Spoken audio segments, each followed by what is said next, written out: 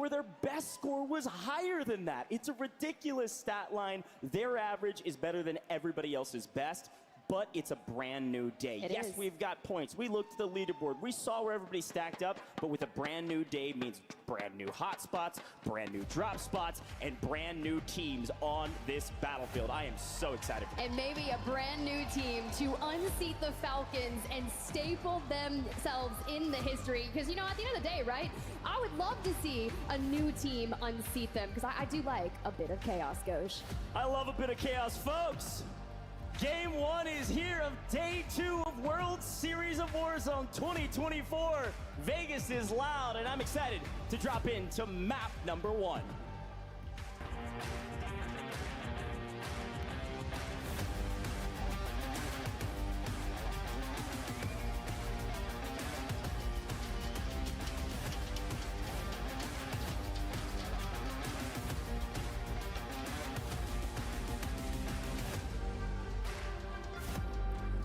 We are here, and look at that plane line. Nice, a central. We're not going to be diving off to the farms. Maybe potentially no open end games for our players today, but that's going to give the Falcons over towards Popoff one of the best starts. And honestly, we had a big question. We always try to incite riots at Popoff Power. Would someone chow them?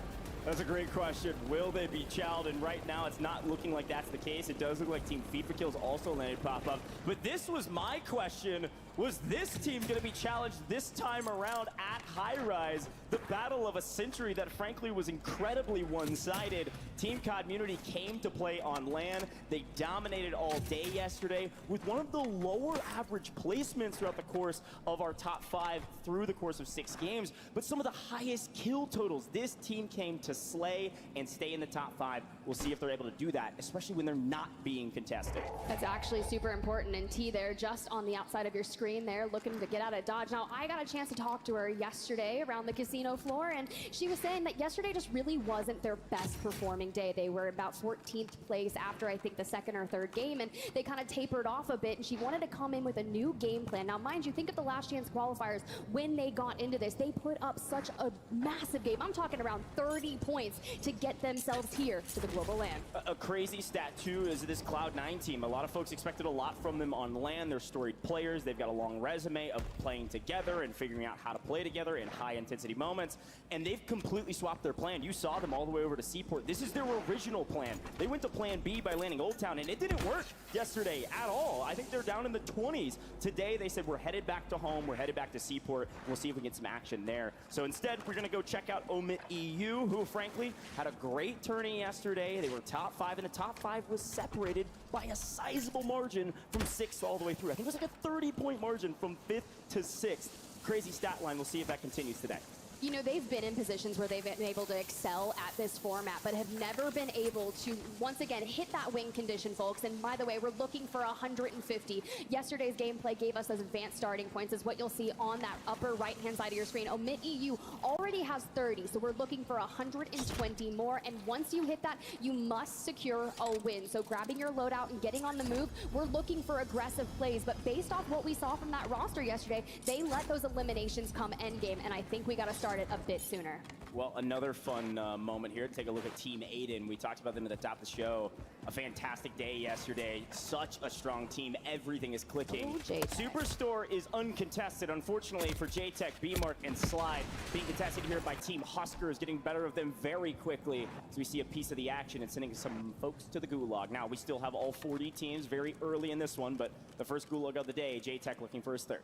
Oh, and now you can see that Husker squad is being proposed over there at Levin Resort, and JTech's got to get out of the Gulag if he wants to go and get some of those eliminations resolved on the other side. And I like that we're sending the nade right down the center line, but we are going to get a bit punished for it. But Free Fire comes through and unfortunately resolved, able to get back to Urzikstan. Free Fire does not pay off, but we're going to head back to Team Aiden. Now, they've left Superstore because, well, they looted it quickly, got their loadout, and are on their merry way. They're looking for kills. We know their play style. It's pretty aggressive, especially coming out of Superstore. They're looking for some early eliminations. This time, they have rotated down towards farms and have found another very strong team on the side of Robstar, Vortex, and Blade. Reminder, this Robstar team is a team that a lot of folks, Enigma was talking about in the EMEA as a really, really strong team. They end up going to LCQs and then obliterating everybody in LCQ, saying, yeah, we shouldn't have been here. And now they've got a chance to prove that they're a top 10 team here today after a great finish yesterday. Yeah, great finish indeed, but they only averaged about just under 11 points per game. So if we're trying to get 150 and you didn't really have the best starting points, you have to get on the move. And Team Aiden, I love what they're already doing, trying to position themselves, but not necessarily overextend. So it's a conservative pinch that we're setting up. You have Aiden on the north, DJ from the other side, and Aiden just wants to open the damage up with the thermites, kind of finish them into maybe a room, so you can see that Z Smith wants to just capitalize on that. Well, there was a moment here where I thought we might not see similar circles yesterday as Aiden picking a couple. Quick look at the map view, by the way. Of course, this fight happening on the far right-hand side in farms, and a nice cleanup on one means they've got the advantage. This circle might end Lowtown, but for now, we're going to be sending Blade & Co. to the Gulag, and we'll see maybe if they head to Old Town to try to set up for new. All I know is you're getting cut down immediately and a ton of resources going to the side of Team Aiden, who are having another strong start. Well, this is what I want from Team Aiden, right? When you think about the average points per game that you need to get to that certain threshold, they had the second highest out of that 6-game series yesterday. It was about 20.5, but Cloud9, after their lackluster performance from day number one, you know they're not happy, so they want to get off to a fiery start. And Joe and Brednan, the dynamic duo, as we see, kind of just taking all the different angles around here. This is such an important moment, by the way. They moved to Seaport. Guess who followed them? Vegas Inferno. They also were over there in Old Town, and Vegas Inferno came over to Seaport with Cloud9 and said, we're not done chalking your tourney. This time around, Cloud9 said, get out of my lobby, get out of my way. We're not being third-party by Sage. This time, it's E700 and Co. We'll see if it goes the same way as yesterday, or if this time Cloud9 can come out on top and turn the tides of their tourney. And I'm so excited to see what E700, Funzy, and T can bring to the table. T can be incredibly vocal when it comes to trying to lead the team as well. Funzy already on 2, and at one point she was challenging for the tops of the elimination leaderboard, and I wouldn't be surprised if we see something similar if she can get off to a banger start. Currently on 0, but at least they have 2+ eliminations on their team, and we just got to keep an eye out for Foreign Jace because he can get in some crazy angles, but Funzy drops Joe, and we are actually deathballing together into the building. Yeah, talk about repeating history. This time, though, it's not Swag & Co. It's this squad on your screen. They have found 2, looking for the third, and Jace is on the rooftop. So this might take a while to hunt down Jace, but all I know is he is in trouble. In Seaport, this is the last couple teams in this area on the northern side. Off screen, you're seeing the Falcons rotate for free all the way into cargo, but Funzy makes a huge play, gets up on top with T's help to clean this one up and make sure that Jace's teammates aren't back into the lobby. A brutal start yet again for Cloud9. We'll see if they can win their gulags. Oh, but Aiden on the prowl on 3 eliminations thus far has positioned himself in Lowtown, and there's about 4 squads in the neighboring vicinity. The biggest heavy hitter right there is going to be that 29 on your screen. That is FaZe Black, GabeKoon, Flanked, and Blastides, and that is going to be a formidable foe, right? We always tout GabeKoon as kind of the rookie of the year, but they really didn't have maybe the best performance yesterday, but that's okay. Like you said earlier, new day, and we'll keep on moving. Yeah, rookie of the year for online, I suppose. Let's see if you can prove it on LAN. Today is all that matters, folks. Our points are already in. Everything yesterday can go behind you. New drop spots, new teams. You can see an entire shift of this leaderboard on its head. Of course, the Falcons on top. But I'm not sure how many kills the Falcons have found. They have rotated all the way into the bottom of Old Town, and hardly have found a single person along the way. Finally, they're on our screen. Here we are on the edge of C-Town and Old Town. We'll see if Swag & Co. start fighting some friends, enemies, or former allies with former World Series Warzone winner here, Sage, looking to hunt down the opponents that dropped him. That's all right. XO Esports on the other side of FaZe here, and when you've got the Falcons that are starting to encroach on your territory, you have to be incredibly quick with this, or you bunker down and don't take the fight. Then you run the risk of potentially having mortars dropped on you, bunker busters, because you know people are going to be walking out of pop-off power. I've seen the way Soka comes through. We have a backpack full of UAVs and all other equipment. So for now, you have to be precarious. You have to check all the angles and make sure that you can snag one of them before they find you. Yeah, Team 24 is XO Esports, by the way, with Yavix, Daga, and Cam. Certainly a strong team. See if maybe they can better their standings Adrian, as let's well. open it up. High ground certainly pays off in that moment, but no cleanup. Ahsoka's by himself, by the way, on the right-hand side. If they're able to get a read on this, Sage could make a play here. And it's actually Adrian that's giving that comm, so Ahsoka's by himself. Maybe they can make a push. Adrian waiting on his teammates as Ahsoka tries to relocate to his. Right now, it's who makes the first mistake, and right now it's Adrian getting actually shot by somebody else across the way. There's a couple other teams in this area, but right now, all eyes on this matchup. This is one for the storybooks with a lot of action off screen. It is incredibly important to know who can win here. Even if it takes 5 minutes, I'm sure we can always come back, but this fight is huge for the success of the new zone. This is nearly centrally located and will basically take over the entire northern side of this map, pending a couple rotations. But Sage trying to connect on anything to get some info. Not a lot happening, not yet. Thermite's going down, just trying to find that opening damage, and sometimes you can get a good one and find that knock regardless. Let's go ahead and jump into a listen here with FaZe. You from the bottom. They're not. Zip. Come out another one on the zip. I'm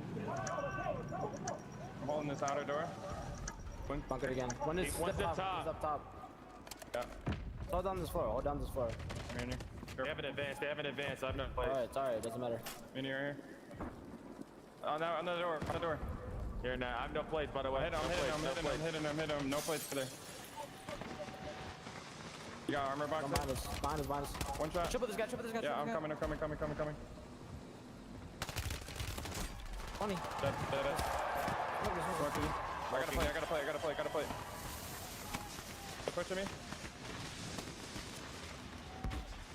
I'm plating. I have no place. Oh, I'm they're just with us, corner over. they're with us. Come to me.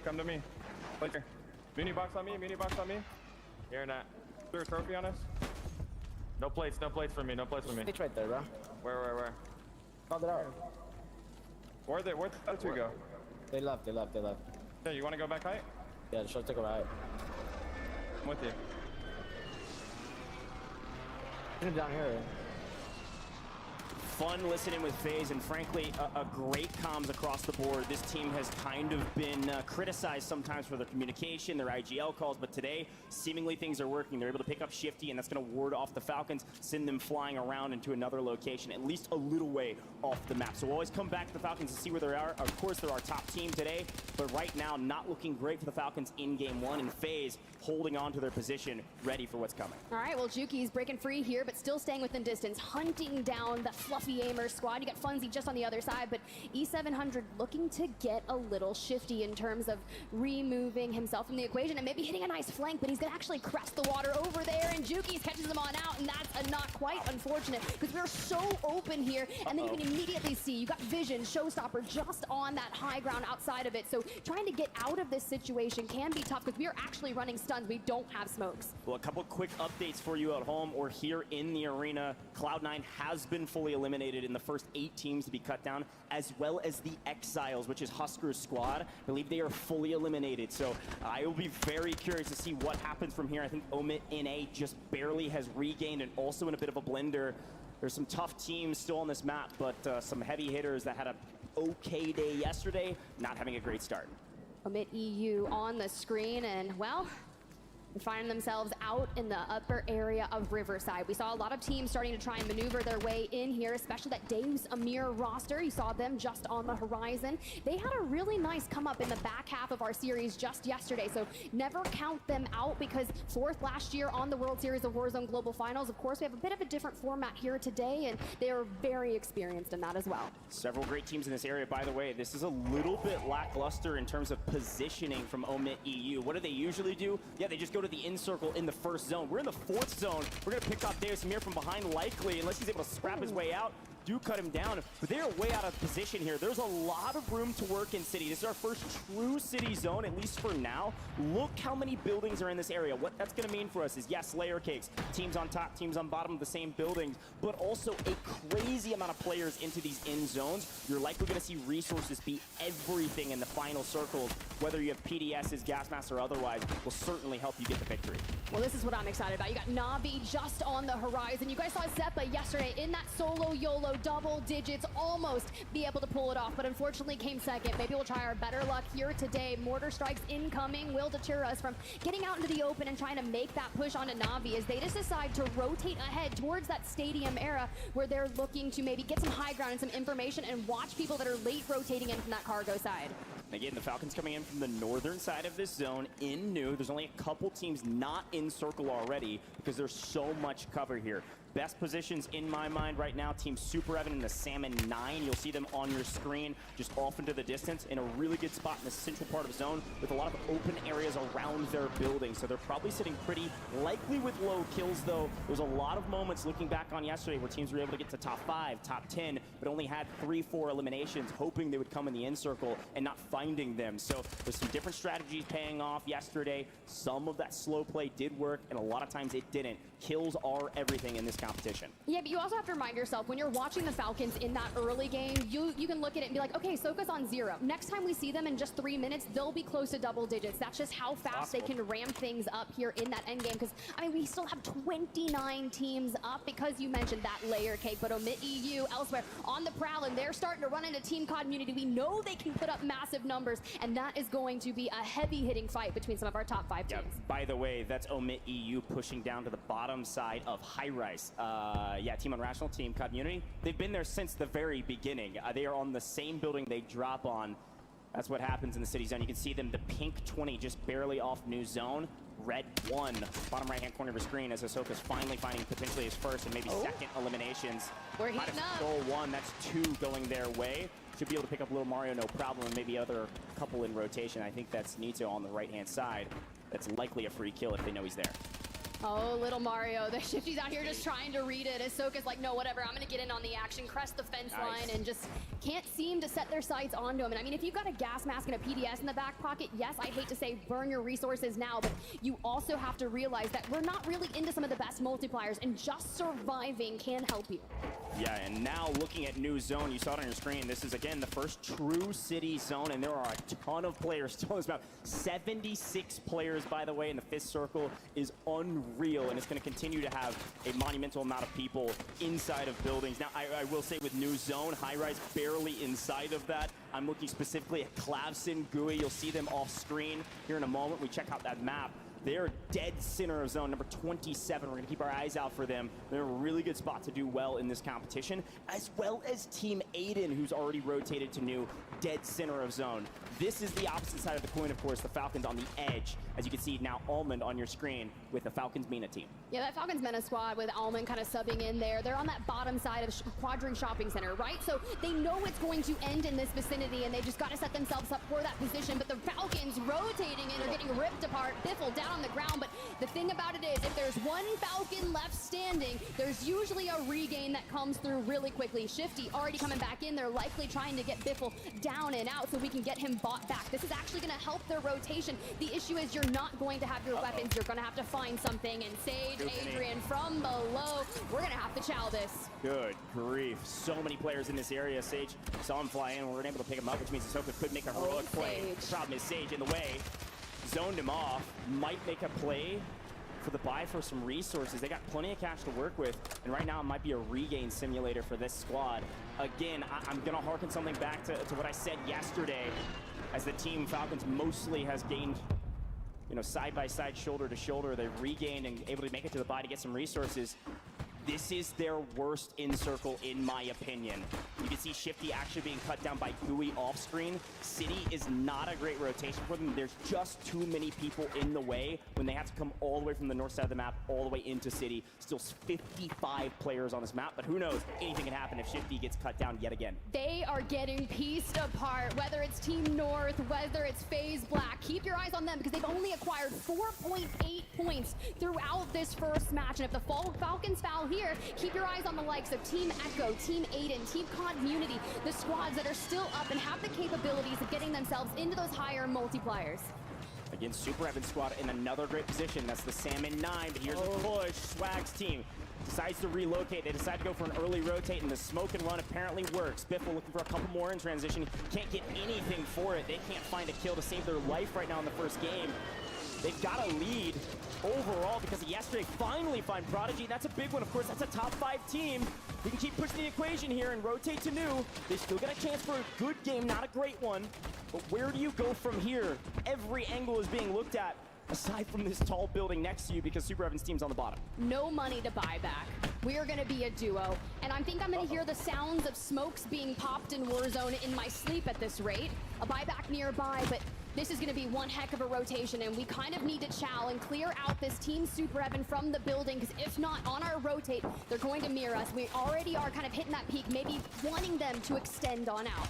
This is brutal. The amount of angles they can get shot from right now is insane. And like you said, smoke and run are certainly the strategy. Super Evan's team is not going to bite on that, which is lucky for the Falcons, as they are able to rotate again back to a team that nearly wiped them before, a swag squad. So many angles means where do you go from here? Folks, we have 43 players in this lobby and dropping 16 teams as we're about to pop into the 8th circle here shortly. An unreal statistic. We'll see how many players can rat out underneath this bridge here in a moment. And Omid EU wiped another one just before coming on over this. We already have a bunker buster in our back pocket. We have recon drones for information. One of our players, a self-res dirt. We have gas masks. Like, this is how you set up. We rotated early. We got a powerful position. Team Super Evan, they fall. And honestly, so do the Falcons. It's just, this is a tough scene for the Falcons. It's not their circle. They're going to regain for new. We know it. But in this one, they fall in 12th. Not a great multiplayer, not a lot of kills. This is going to open up this leaderboard. A 10-point lead is nice, but it's not good enough, not right now. And we head to the other Falcon squad, who does have a high ground position. But look at the zone pull. A god rotate there for guess who it is? Yet again, Team North. Clavson, Gooey, FLS. If they've got enough resources in the 27 pink, they've got a chance to have a great game. Team Community fully eliminated. Just barely, I think, getting top 10, so a decent multiplier. But it's FaZe at the bottom of this building with a chance to do great work.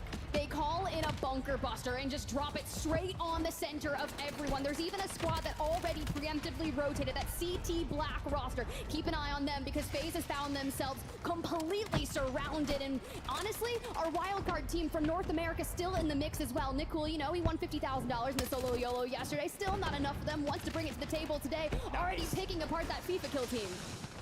Fastball special doesn't quite connect, but Juki gets cut down from Omid EU, who's trying to make a play for some piece of cover, some semblance of reprieve in the chaos of this circle. Panda also trying to do the same, immediately cut down, because who has ultimate high? It's the other Falcons. Falcons Mina with a great chance here to take a banger map and leapfrog their way up this leaderboard. So much room to work right now with a lot of the top teams already being eliminated. You're not seeing nearly any of the top 5 still in the top 5 in this lobby. It's FaZe with a huge chance to jump into the top 4, top 3, or maybe beyond, depending on their kills. We've made it to the top multiplier besides first. The question is, can anybody take out the Falcons Mina squad on ultimate high? Well, you got FaZe here, and well, they've got a bit of space to work with, but you have to keep your eyes on that Team Colony 2K. A lot of teams are going to want to play for that space, and I'm a little nervous for it, but we're going to make this a big prominence burn in the building. Sage on 5, getting Mixie.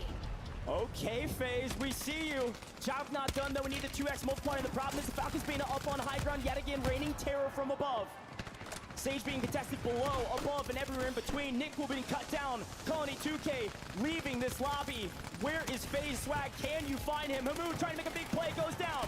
Deep in the gas, 6 last alive for the team. No, it's Almond up on high. We've seen this circle before, and Almond has a chance to close this out. Clavson being cut down. No, Almond What? up the gas. It's Gooey. FLS, Clavson. They keep We saw a Colony buyback. 2K wins the 1v2. Colony 2K on top. Somehow, some way, we go from winning the solo YOLO as Nick Cool to instead Team Colony 2K keeping up the momentum and saying we're not done yet, we're just getting started. 6th place yesterday, winning map 1. Wow. Look, that's everything that you need, right? You got 20 advanced starting points coming into today. You get a 2x multiplier right off the rip. And to think that they were our North American wildcard team, right? They had to win it to be able to get to the World Series of Warzone Global LAN Finals. And man, they are coming out hot. What a chaotic end circle as expected. Ultimate high ground is nearly everything. The problem with it Because in the final zone, when it just shrinks on itself and there's nowhere to run, the gas is punishing in the end, and low ground reigns supreme. It was that Colony 2K squad that was able to clean up at the end, likely because of resource management. And frankly, good gunning. Very well done from that team. I'm not sure how many kills they had, but it was a sizable margin. 2x multiplier. I think they're going to jump up these standings quite dramatically. And that's what we needed. And honestly, I was curious if we would see that slower start from the Falcons, from North America. And honestly, it kind of opens the door for the rest of the teams to jump ahead, potentially in points, race to that 150. And then it's like we have a story on our hands. There's certainly a story here. Again, this is unprecedented when it comes to World Series of Warzone. With the inclusion of the wildcard slot, this team didn't make it here, and they had one last chance in the LCQ to get here. They're able to get the win. Unreal what they've been able to do thus far. Let's take a quick look back on that one and take a look at that last stand, because yes, it was chaotic. I'd love to catch some things that maybe we didn't see on broadcast. And you can see, again, I've got to tip my hat to this Falcons MENA squad on bridge. They have consistently found the best position, the win condition in every zone. The problem with this one is that win condition only goes so far. When there's nothing but gas, you just have to adapt, and they weren't quite able to get the win. Yeah, it's quite interesting, because at this point when we started this, 17 teams were up, and then you just start seeing all the bunker busters. But when you've got the zip and you jump towards that ultimate high ground, of course there's a portable buy up here if you really needed it, but we're all up at this point in time. And this gives us the angles and the information to kind of get rid of all the threats that are on the neighboring buildings. But then you can like ultimately look down. GUI, Clavs, and FLS have been one of the most scary fighting teams in our lobbies. We've seen them take down the Falcons, and Almond tries to chow them up on that high ground. They claim it, and they eventually shoot down. But this right here from FaZe in general, the way they said, we need to eliminate this building. But I saw Watch Waldo, Nicole, and Colony 2K kind of in that neighboring building. I was like, they have the potential to win this. Yeah, look at this. Colony 2K is alone in this moment. He actually rats back out to the other side, lets the Falcons MENA squad die out to gas, wraps around, picks up Clavson with Almond's help, and then GUI comes in and says, here you go, I'll take Almond out for you, Colony. How about you just take the win, my friend? Clavson's already down. He gets the cleanup.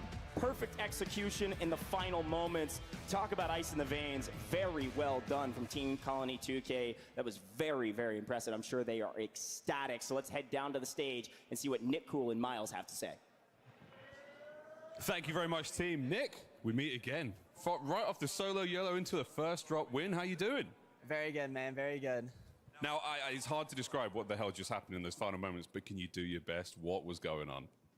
We kind of got blessed. We were hiding in a truck for zone pull, and we got the zone pull, and then Colony clutched up in the end. They were really good. I mean, what's the game plan from here on out? Obviously, you started the day great. Where do you go from here? Got to just keep on winning games so SSD can't win. Bear, wish you the best of luck, man. Any final things you want to say to the crowd before you get back in there and warm up? Are we ready, guys? That's just game one, baby. That's just game one. We got many more to go. Woo! Exciting stuff down here on the floor. But now, back to the desk. Thank you, Miles. A big win coming out for Team Echo. Nicole trying to even get the crowd pumped up, and they are pumped up after that win. $50,000 richer from yesterday's solo YOLO. This time around, looking to earn another $300,000 for first. Let's get right into it. Team Echo, a big, massive win. Dandro, how'd they get it done? Well, Team Echo, unfortunately, did get taken out a little bit early. That's tripping. A-okay. But, hey, the thing I wanted to say here, though, when we look at this zone pull, it pulls exactly right towards City, okay? Now, we talked to Echo yesterday. He says, hey, where we land, it's impossible for us to have a bad game. We just need to focus on having good games. And where the zone pulls to them, it allows them to have this huge monster game. And with Team Falcons going out so early, Echo is able to basically eliminate and nullify that lead that they worked so hard for yesterday. We are on an even playing field now with these top 5 teams who are able to have a great game. That's the one thing I kind of noticed here after game number 1. Yeah, no, absolutely. I do love this Echo lineup. I think that, you know, we spoke to him last night, and he spoke, you know, he had a lot of confidence in their game plan, truly believes in his teammates, and I think that right now we're looking at a team that can contest, can make things happen. It's a little bit early on the drop, though. It's just a bit over-aggressive. Yep. So if you can just heat check yourself, temper yourself back in, I think we're looking at a side that could be a part of the conversation when we're talking the big prize money today. But it was a quick lobby. You would think Championship Sunday, D'Angelo, things would slow down. At least off at the beginning, it was very fast. Things did slow. We did have quite a few teams going into the final zones, but at least off the rip, nobody was playing around. Yeah, we even saw this yesterday in our game number 6, right? It was a very fast zone, and then it grinds to a halt. Similar today, which caught me by surprise, end of zone 5, we had 27 out of our 40 squads that were still alive. 13 squads already eliminated. I don't know if it was just because of the zone pull, people are getting caught in rotation. It just seems some of these teams are no problem playing aggressive. Other people playing a little bit scared here on Championship Sunday. So, hey, sometimes you're either the hunter or you are the prey, and there's a lot of prey on the field, it seems like today. I like what D'Angelo said. A lot of teams getting caught in rotation, and one of those battles that I really loved to see was like C9, right? Switching up their strategies and going from plan B back to plan A at Seaport. But guess who they ran into? They ran into T, of course. But hey, for Nick Cool hiding in that truck and all those crazy rotations into City, hiding in the truck, deemed beneficial. Colony, Waldo, Nick Cool, taking 6th place and taking drop number 1. You have to feel confident with that. That has to be momentum that you carry throughout the tournament. Yeah, you know, Nick saying, look, we were hiding in a truck. We got blessed by zone. I think there was a little bit more than that. They slayed out the very end. Now, seriously, congratulations to them. For them to start off Championship Sunday like that is massive. It goes back to the narrative we set up yesterday about a team who maybe, you know, a little bit lower than they wanted to be. Granted, Colony 2K finished in 6th place. That was phenomenal. Just outside of top 5 for the 30 bonus points, but now they're going to even that up quite a bit after that game number 1. But clearly, winning Solo Yolo had to give them a ton of confidence. It did exactly that. Another team, though, that I was ecstatic to see up at least, I believe, 3rd place, if I'm not mistaken, Falcons Mena this time around. You know, I love this team, Zix, Hamoud, and so on. Like, these guys made it happen. Talk to me about their run and how surprising it is that they were top 3. I mean, you kind of saw him have that position early game. And the one thing about this team, you have Almond, who is sort of this IGL. It is no surprise to know that Almond is a fantastic player, has played with many different trios, and knows how to run around this map. So when you get kind of Zix and Hamoud, we know there's a little bit of a language barrier there, right? They are coming from, of course, Mena. But the one thing is, though, I think that these two players have full confidence in Almond and his ability to make a play call. And they're kind of like, all right, yeah, let's go do it. And you see that at the end there, just playing in and out of the gas, almost able to take the game. Maybe a little bit of a miscommunication allowing Colony to be able to take it. But either way, fantastic work from Falcons Mena. Well, I think that this team are one that continues to fly under the radar despite stunning improvements every single time we see them. Last year, Zix and Hamoud managed to make it onto land with Wawadi. They fall short relatively on the global stage. However, this year they bring in Crims. Unfortunately, couldn't make it to the event here, subbing in Almond. And they also let Almond take over IGL. And it's so impressive that they're constantly making these improvements, because yesterday that was clearly them finding their feet and understanding each other a bit. To come into today and put up a big game like that, very impressive stuff. And again, a team that just continue to show us that they have growth in them. Exactly, and that's why I'm a big fan of this format, right? 2 days as opposed to London last year, which was just 1 day, and it was amazing just 1 day that we had. But now that you have 2 days, teams are getting their feet underneath them. They're figuring things out. They're getting those nerves out of the way. And for Falcons Mena, they are looking incredible. We'll see how far they can continue to go. The Falcons, though, themselves, representing at least North America here, they finished off a little bit earlier than they probably were expecting. Granted, the 40 bonus points definitely helps them. Yeah, and I mean, what they had to do to get there, you guys, that was like the most intense battle between FaZe and Falcons. Like, just watching that. And then Hisoka, right, taking the balloon, rotating over, and then running into them again. But for what they did was smart, though, in that engagement with FaZe, is they backed down, right? We saw a trade happen between Shifty and Sage. And, man, just seeing Sage fight and battle his own teammates, you guys, that was just prolific. I believe Goj described it. Yeah, well, you couldn't basically have that go any better. A little bit of just desserts there. Them going down so earlier, I love what Goj said. Regain simulator, I think, is the best way to pull it. It just seemed like one person was always knocked out. Well, I'll tell you what, Omid EU played out of their mind as well. They were really, really good for game number 1, and you had a chance to actually interview them, if I'm not mistaken. Let's hear what Enigma had to say with Omid EU. Ladies and gentlemen, I am here with Omid EU. It's going to be Heeds, Gromolok, and Enkyo. And we're going to do some interviews today. But before we get into the questions, gents, how about you introduce yourselves? Ok les gars, qui veut commencer? Vas-y, à toi. Ouais, ok. Bon, on leur dit truc classique au début. Tu vois, on rigole un petit peu avec lui et après on va commencer à le troll un peu plus. Okay, vas-y, c'est bon. So yeah, nice to meet you, Andrew. Thank you for having us. I'm Gromolok. Yeah, and I just happened to be pushing button on my controllers, and now I ended up in the World Series of Warzone. Okay. I'm NKO. I'm living Lyon pour les Lyonnais, and it's so. Hey, I'm Ids, and I'm here because I love the sun. Okay, so I think you're selling yourselves a bit short. I know that you guys are absolute killers on the battlefield, but we'll head into the next question, I guess, and that is, who do you think is your biggest threat in this competition? Oh, interesting question. Ok, donc là, il va falloir que. Je pense qu'il attend une réponse. Ouais. Les Falcons, Soka, Piffle, Shifty. Comme tout le monde. C'est sûr. Comme tout le monde. Viens, on lui dit autre chose. Vous avez peur de qui? On dit qui? De personne. Zach Seven. Zach Seven. Zach Seven. Okay. Yeah, interesting question. You raised Andrew. I think has to be Zach Seven, the French player. The other French team, Demon on the map. Pretty sure about that. Sorry, Zach Seven? Yeah, Zach Seven, yeah. Okay. I swear I heard Soka, Falcons, no?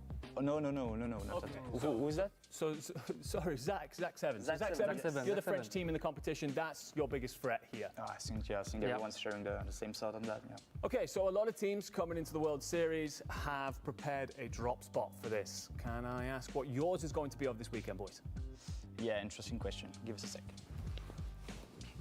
Ok, bon, question sur le drop, pas très intéressant, tout le monde sait qu'on va à manoir, et personne ne conteste, de toute façon tout le monde a peur de nous. Bah oui, clairement. Bah ouais. Je pense qu'il faut pimenter un petit peu la chose, voilà, pour On va Popov. Ouais, c'est bien ça. Ouais, c'est bien. Yes, Andrew. So, yeah, we decided to change landing spot for this tourney. We're actually contesting Popov. Yeah, Popov Power. Falcons. You must be contesting the Falcons then, right? Oh, the landing Popov? Yeah. No, contesting Zach Seven. Yeah, because we want to get rid of him from the beginning, because I think this is a threat. So I didn't even know like Falcon was landing Popov. Okay, so contesting Zach Seven at Popov. Probably should have paid more attention in French class. Let's do one last question then, and that is, what is it that you boys have to say to your opponents in this tournament? Yeah, very important question. Okay. Bon, qu'est-ce qu'on lui sert comme sauce? On lui sert un truc hypocrite ou... Ouais. Je pense que ça peut être bien ça. Ouais. On les bait, on fait croire qu'on est des gentils alors qu'en fait... on est là va pour... les exploser. Ouais. Okay. C'est parfait. Yeah, good question, Andrew. We are pushing good values. We're here to make good memories, good friends, with the competitors. Okay. Whatever the result is, we're just happy to be here.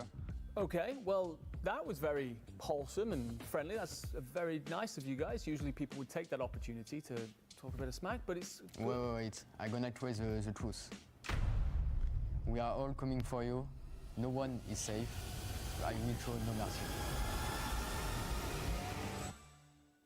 Okay, so that was Omit EU here at the World Series of Warzone Global Finals in Las Vegas.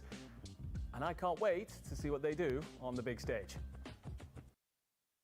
I don't know what the ending of that was, but I absolutely loved it. That's how they look like, though, playing in that game number one amid EU. I believe around 6th place. They absolutely tore it up. And, again, from yesterday's performance to today, I think they're doing just fine, Dandro. No, they're doing fantastic. It was one thing that Enigma highlighted yesterday that was sort of my considerable worry here today as well. Is will they be able to start off quick? Will they be able to start off hot? It's kind of all eyes on Enkyo, right? To be able to come online. Well, it seems like day one, he was acting a little bit like the end of that interview. And day number 2, they're off to a similar hot start. Being able to get 6th in that game number 1 is definitely a solid way. I know they have high expectations for themselves. They would have loved to take the game. But either way, if you're able to get to that 6th place, you're able to get to that 1.6 times multiplier with some considerable eliminations, it's not a bad way to start your day. That's right.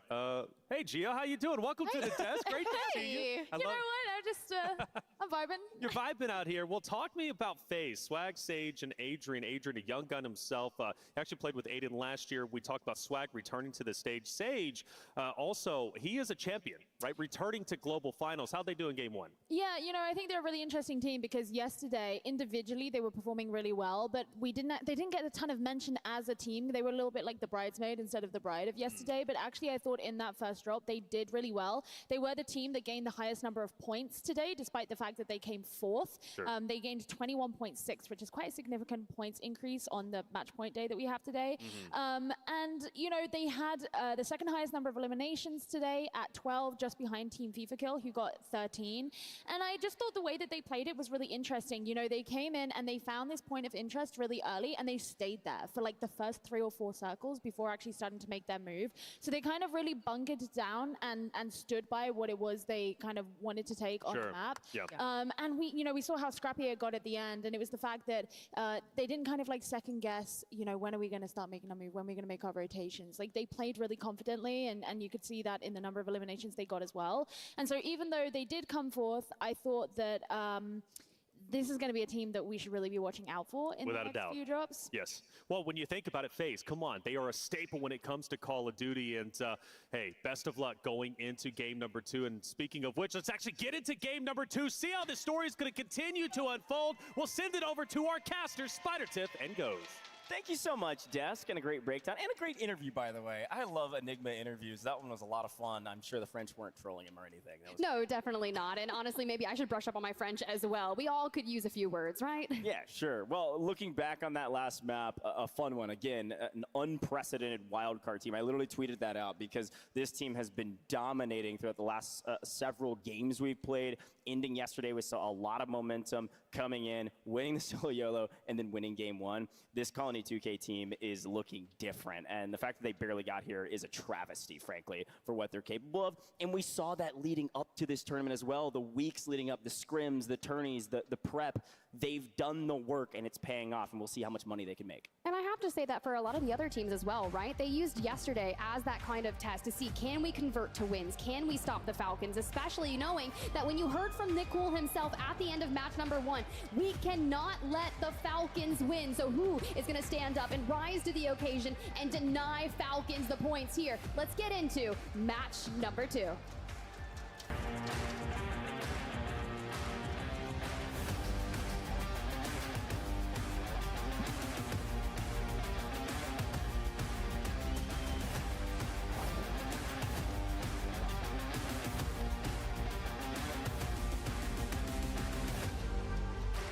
Well, 24 points was the score that Team Colony 2K was able to net home with 12 kills and a win. We'll see if they can better that, or maybe some of these other folks can have a better game this time around and close the gap on this leaderboard. Top 5 had a 30-point margin yesterday, but today things have evened out a little bit. Of course, 20, 30, 40 points, and maybe less being given to these teams depending on where they place. And based on the quick look at the zone, where these players are flying in from, we're going to be headed north this time around. No city for the second map of the day.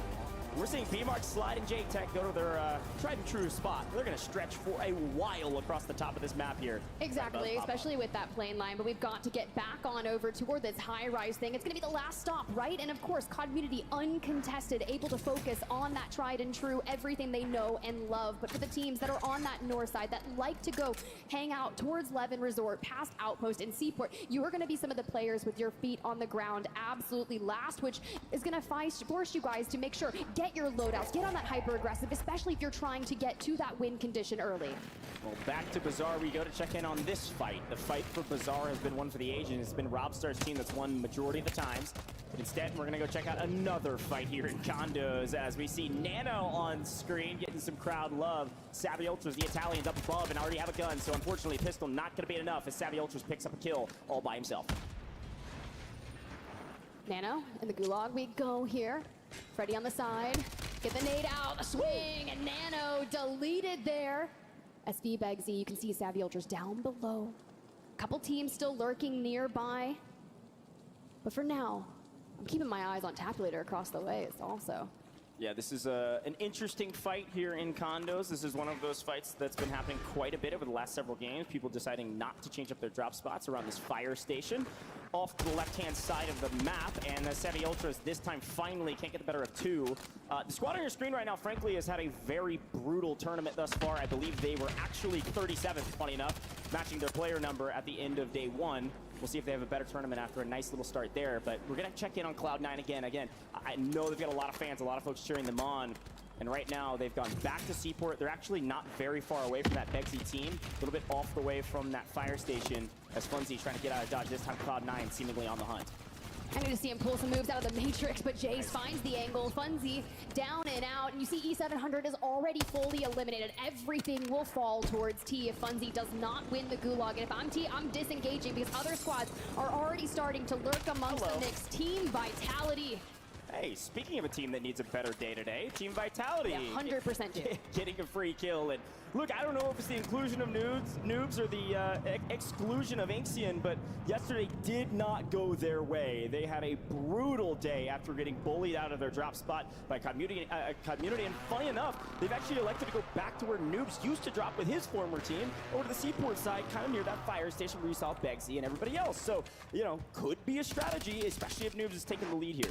BD Benza back in action. Vitality might run into them, but Destroy on your screen with Raul, Nate Dogg. This squad still trying to make some plays over by the gas station across the way. Mortar in the back pocket, which would be nice to see if we can find those angles. Bunker Buster, even better. Melvin, Pentagon, Fuzzin, gotta watch out. Yeah, and again, we've jumped all the way over to Lowtown, which is kind of the southeastern side of the current zone. DRN, aka Team Destroy here. Okay tourney yesterday, right in the middle of the pack. I think technically on our sheet, they're looking at like 17th tied. They got 15 points, as so did a lot of other folks. So fairly even playing field here. Only 5 points behind those folks we were talking about before that got 20. So plenty of room to work on this leaderboard. Day one was important, but today is everything. And all quiet in Lowtown for now means gonna go check out what we can do from here. The only frustration about DRN, frankly, is how many kills they're putting up. Decent placements when they can get them. Kills not going their way except for a very small amount of crucial moments.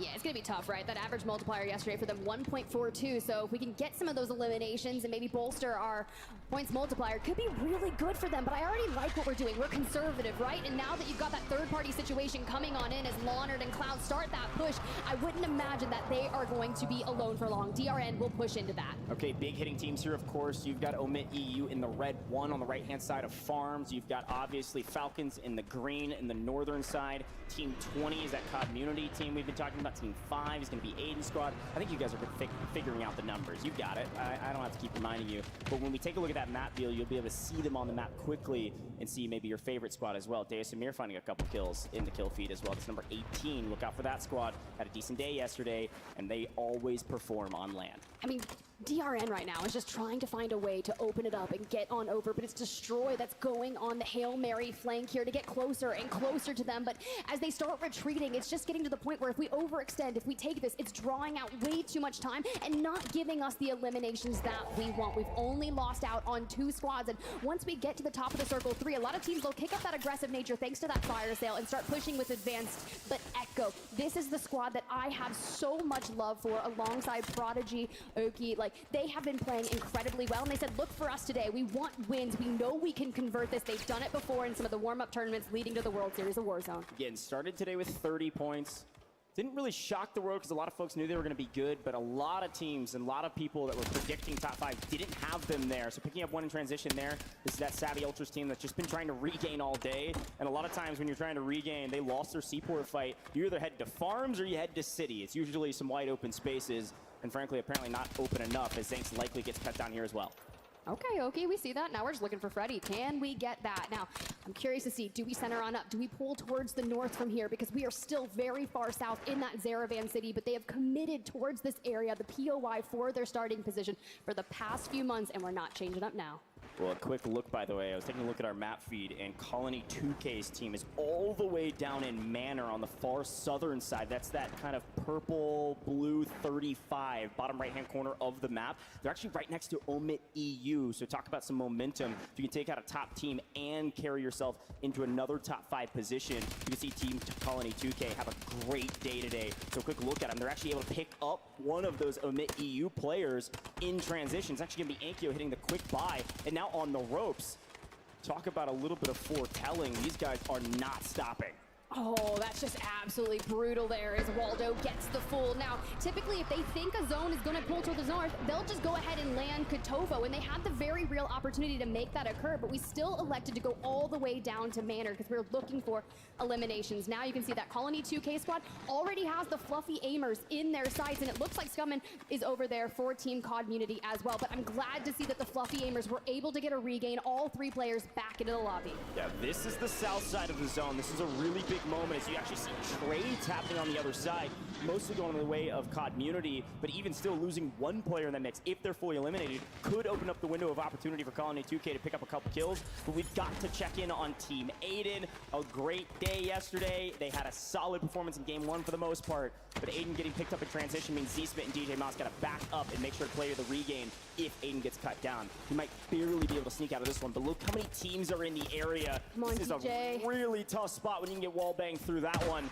Look at the new zone as DJ Moss goes down. Maybe self-revive. They are dead center. That cyan blue 4 you're seeing on your screen right now, middle of new zone. Yeah, we preserve it for a second, and then you see that thermite come in, that just the re-knock occurs, and I love that we can hold space with that, and we throw the trophy sister, and Leonard pushes into a 1v2 situation, and ZSmith is just lying in wait. Aiden incredibly low. They grab Leonard as well, but little Mario is just kind of finessing around this, looking for the opening. We've got the bunker buster down, and we're just trying to survive. We are dead center of zone, and if we can maintain this, we'll walk away with a ton of elimination towards endgame, but here comes the push. Clown doesn't check the door behind him. ZSmith tries to put him on skates, but it's Clown who comes out on top. Wow, we're going to send Team Aiden all to the Gulag or maybe to the lobby. I believe they've got some Gulags to work with. Only 6 teams fully eliminated. CT Red on our screen, by the way. A nice rotation from them to get dead center of zone coming from that stadium start. We're going to take a look at these Gulags. Aiden full dead. These are big moments. A chance to take down FIFA kill. DJ Moss, Chows, and... Okay, what? FIFA? Unreal heading from FIFA on the prone. It made DJ miss. This is a must-win scenario. Tiff ZSmith has to win here, or Team Aiden is sent back to the lobby in 34th on this one.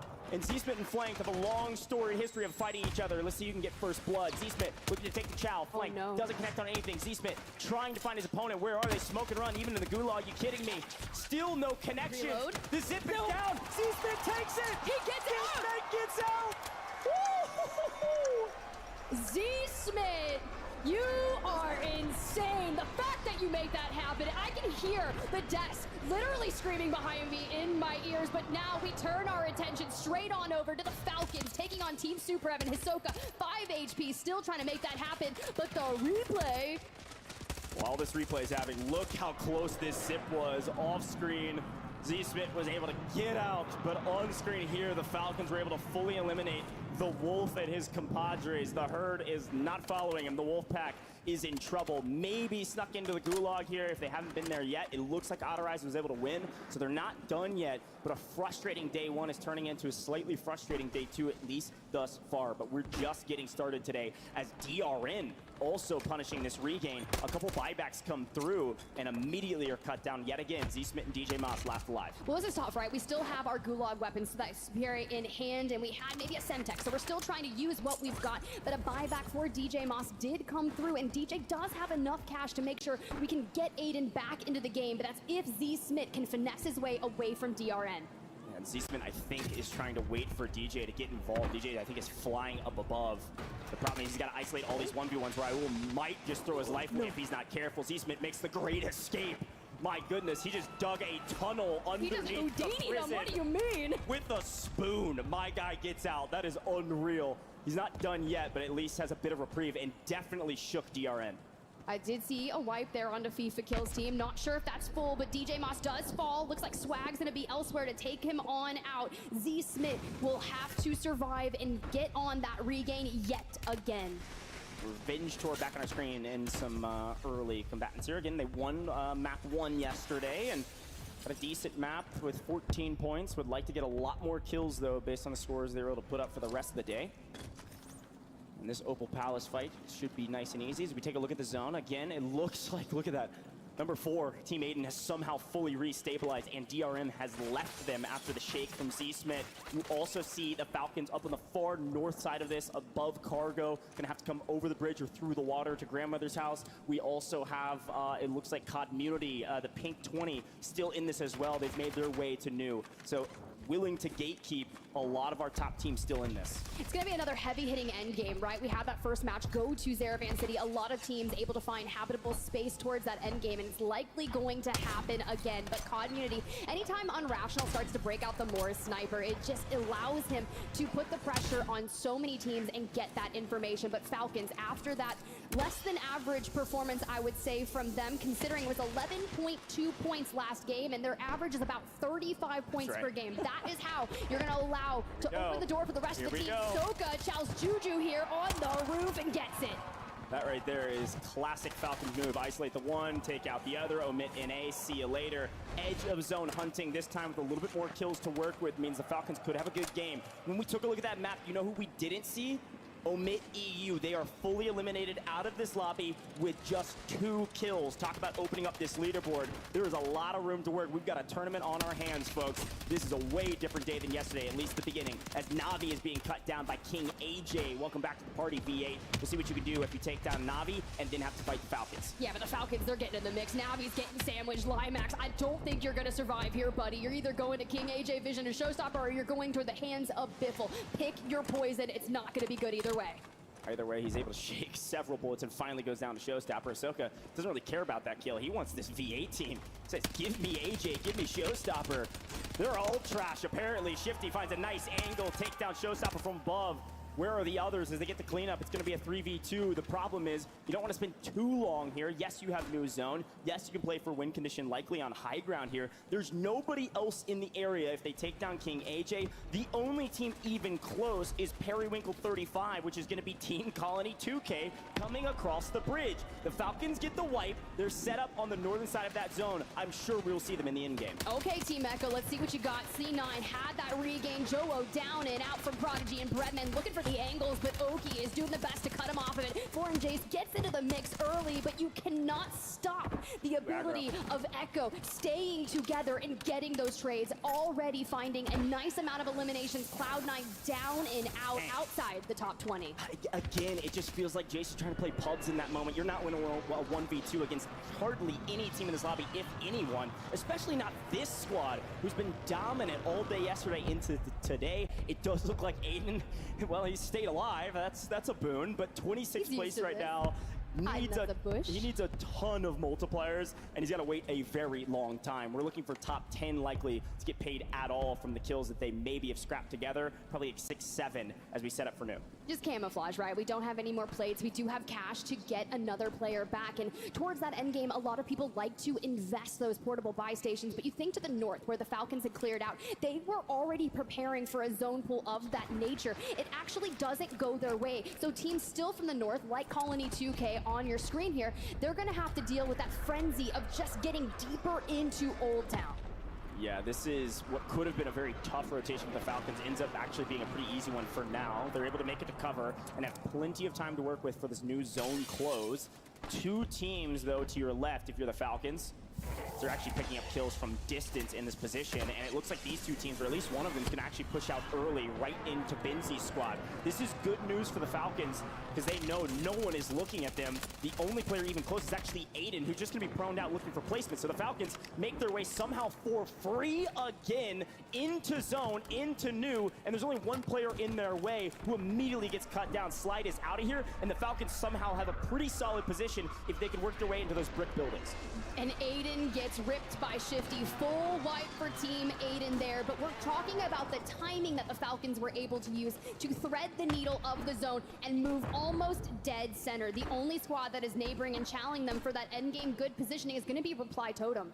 That's right, Reply Totem in the area. And again, these buildings aren't sturdy, but they're buildings, so it works for now. We're looking for top 10. We still have 23 teams remaining in the 5th and closing into 6 circles. We're gonna swing over and see Team Echo get cut down. Somehow, some way, the Wolf and his pack has made the better of what was a frustrating start to this map. Unfortunately, right as I say that, the transition, they get cut down. I don't know how many kills they have. A decent game on their hands if they can stay alive, but right now it looks like Empathy is the only one that's healthy and has a very difficult rotation. This team is a really good squad. They just can't get anything going in the last couple maps. And it's not like we have resources to try and help that. I can't throw a smoke on you, cross, and hit the res. I'm just trying to live at this point underneath the bridge and keep your eyes there. I saw Deus Amir in the distance looking to clean up some eliminations. They're on a pretty powerful hitter here, and Empathy falls. Yeah, I'm sorry. I just screamed wow because look at the zone pull the Falcons just got. Yes, not in a perfect position, but they're dead center and they have a ton of cover to play around with should they want it. This is wild. It could have very easily pulled to the southern side down where actually Community is. And the Pink Salmon, who's now being looked at by the Falcons. Now Community has a very difficult rotation wide out in the open to get to some pieces of cover as Shifty is going to ward off any address. If it pulls to the Falcons again on new zone, this will be theirs for the win. Moment of reprieve, but Sage once again on 5 here. They've got a lot of power here.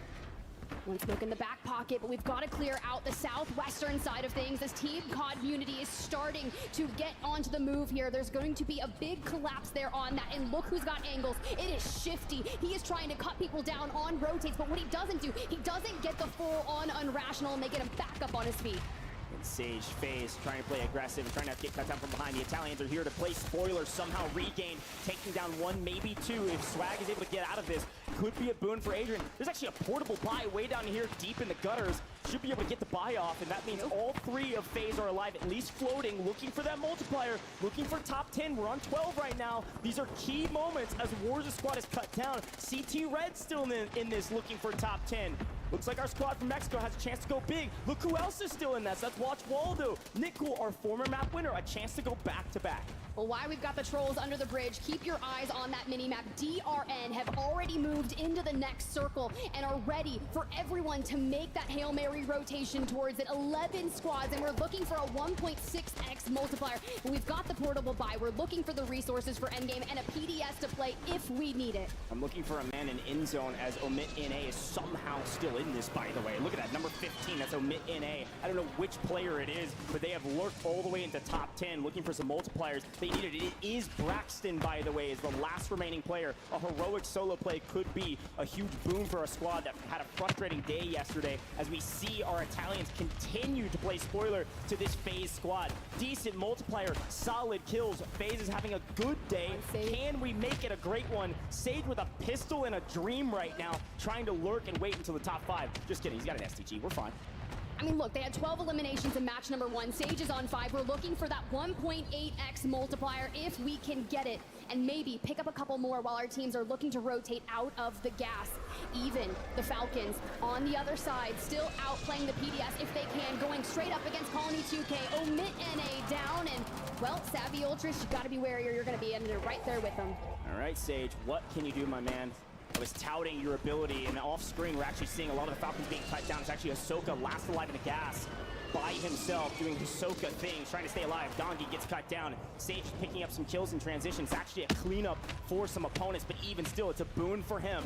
Community in trouble. Community out from Ahsoka off screen. Sage with a heroic play, a splatter. The problem is DRN has all 3 alive, but they're not in zone. Sage has an opportunity. Can I have a couple more, Sage? How about more? Top 5 for Sage. Ahsoka is still in this. An unbelievable moment. FaZe says, why not drive the car around? Let's try to make a heroic play, and so far, so good. The problem is Sage is in trouble with low resources. It's DRN zipping up. Watch out for him as Sage continues to make heroic plays and somehow has the last piece of cover in zone.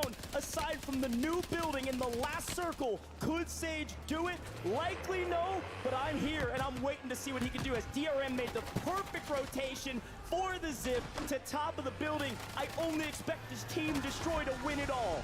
They do. They take out the Falcons, and now still DRN from the high ground, but Sage still putting on the works, does get taken out. Regardless, a valiant effort, 1.8x multi, and it's Quality 2K in the end game as well with DRN as the great hunt begins. They just have to find the last one. Unbelievable consistency from Top Colony 2K. He technically got a 1v2 last time. Could he get a 1v3? I think we just have to wait and find out, but I've got to tout the IGL call from Team Destroy to zip to the top of this building, secure top 2. It's a 3v1, nearly insurmountable at this point, but let's just watch and wait what 2K can do. See you later. Team Destroy on top. He wants some money. He's gonna ask you to give it to him.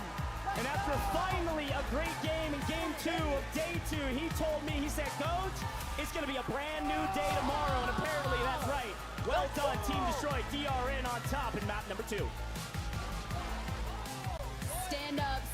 great. That 2x multi plus whatever eliminations you had is going to be a massive game for you. Mind you, they averaged 9.47 points per game yesterday, and we are already off to a better start. That new day you mentioned, man, that's gotta feel good. One thing I love about Destroy is that every time I see him, he goes, Gaj? That's what he calls me. He goes, Gaj? I'm feeling good. I'm ready to shoot. And I'm like, hey, man, I love your energy. Every single time he celebrates, always just putting on a show for us and people at home. He says, give me my money. There's a chance to earn a lot of money today. With a map like that, certainly putting himself in a better position. He's always had such magnificent energy around him, and anytime we get to watch them on the tournaments leading up to World Series of Warzone, you're right, it's that show me the money. There's a very insane clip of him. I don't know, I know the Polstruck boys got it. It went everywhere, and I was just like, what are we gonna get? Like, is he gonna jump on the table over there? I don't even know. If they win again, you might see Destroy run laps around this place. Probably. All right. I love this team for a lot of reasons, and one of the main ones is they had some adversity leading up to today, right? Leading up into today. Yesterday had a struggle, but also all of the tournaments leading up to this week, aside from some early events, they've had some struggles. They haven't been able to piece it together. They haven't gotten the kills they needed. Finally, they put together a win. Big question is, how many kills did they end up with? They got here early, they secured a win, but was it enough to really leapfrog that leaderboard? Let's take a look at that last stand and see how it all happened. Yet again, I'm going to tip my hat, as per the usual, with our last stand. FaZe, a fantastic job to stay alive. I'm not sure how many kills Sage was actually given in those final moments of the LTV. Even still, making top 5 a heroic feat. Yeah, especially when you start getting pieced apart with about 15 squads remaining. You see Swag kind of dive on down, see that portable buy station, get Sage back into the mix, and this is where you see DRN on that bottom right-hand side of your screen. Even Omit and a Brax just doing the army crawl, trying to get out of there. But then Sage, you know, grabs the LTV last standing, starts absolutely crushing people looking for points. Soka, after working on that COD Unity team out in the gas, was the solo player, and at that point, every elimination they got was worth 1.8, especially for FaZe. It's such a key factor and obviously a great moment. Again, I don't know if Sage was given any of these because he's playing cleanup for his opponents who were knocked, but even still, a massive effort with the LTV, and it was a perfect call from you, Tip. The Falcon squad are kind of the unsung heroes here because they had a sizable amount of eliminations, and Ahsoka was able to wipe COD Unity to get top 5. But of course, the final moment with the heroes of this map, DRN able to grab the victory, taking down yet again a very consistent squad with Team Colony 2K first, and then second on day 2. Come on. Come on. That's consistent. That's exactly what to see. So hear me out, though. I hear we got someone on stage, and I want to hear from Miles and Destroy. Thanks very much, Tiff. Sorry, Destroy. Congratulations, man. A big win right up there in the standings after that. Crazy finish. Who made the call to take that top building? My boy Nate Dogg, man. He just said, yo, we threw a zip. We had 2 PDSs.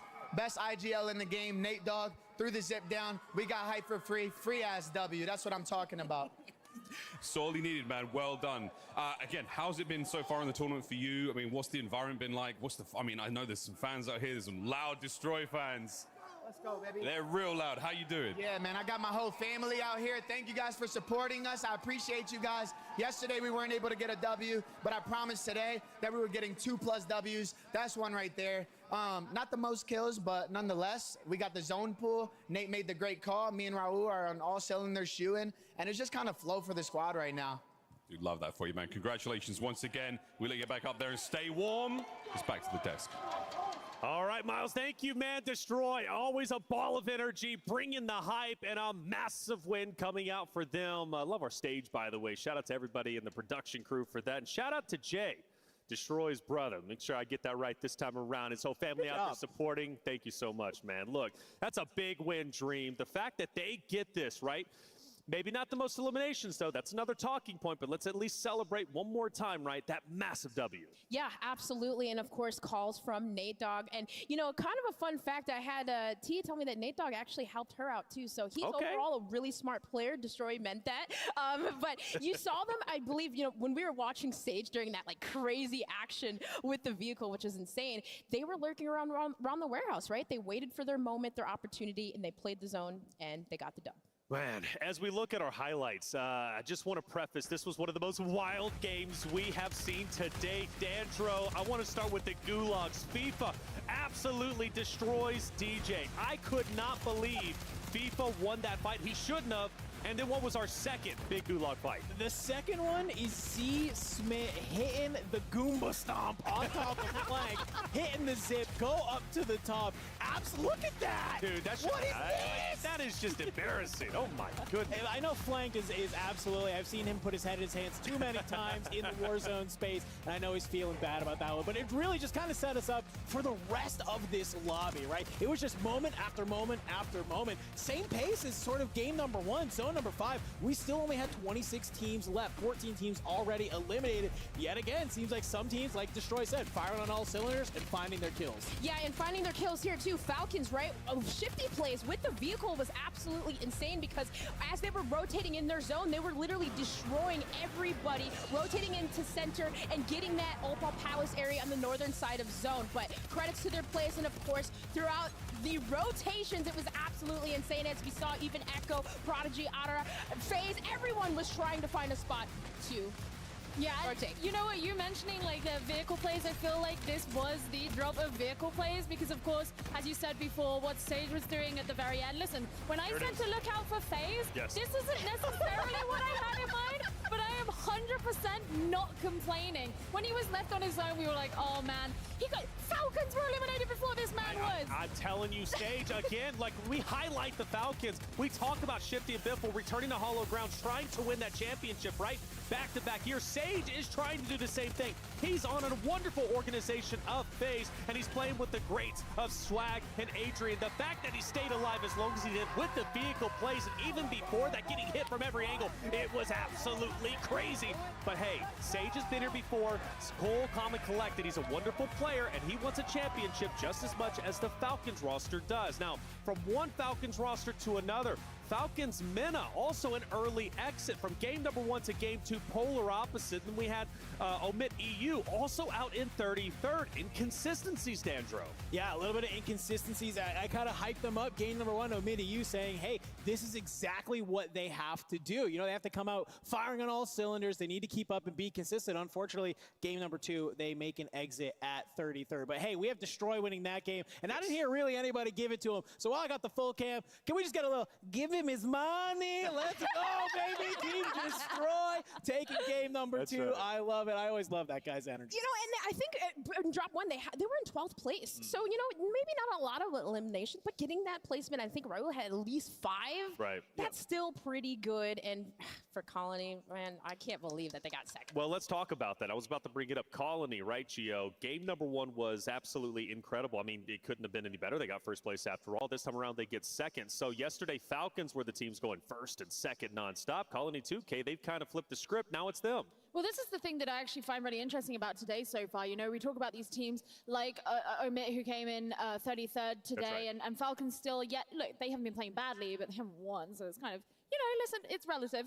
But my point is that, you know, these teams that necessarily didn't make a huge name for themselves yesterday, you can tell that they have gone back to their hotels, they have gone and they have grinded through these VOD reviews. They've come in with really solid plans. And not just that, but it's like the mental shift, you know, that think the others on the stage right now, they're known quantities. They know what they're working against, and they've come in with really, really great plans. And that's why I wonder, like, there are pressure on these teams like Omit, like Falcons, who did really well yesterday. Is that pressure a bit much? Are they resting on their laurels a little bit? Do they just come in and expect that they're going to be the best again? Yeah, who knows, right? It's early to tell. It's game number 2. I do say inconsistencies because I like to be dramatic on the desk for the most part. But it's only 2 games. We'll start talking more about that when we get to game 4, game 5, and really start to see maybe, okay, some rosters have really slowed down. And I felt this lobby was pretty quick at the start, but it definitely had its moments of lulls. And I want to talk about that northern zone because Falcons, give them the respect. You know, they had a decent game number 1. Game number 2 was, I think, a lot better, if I'm not mistaken.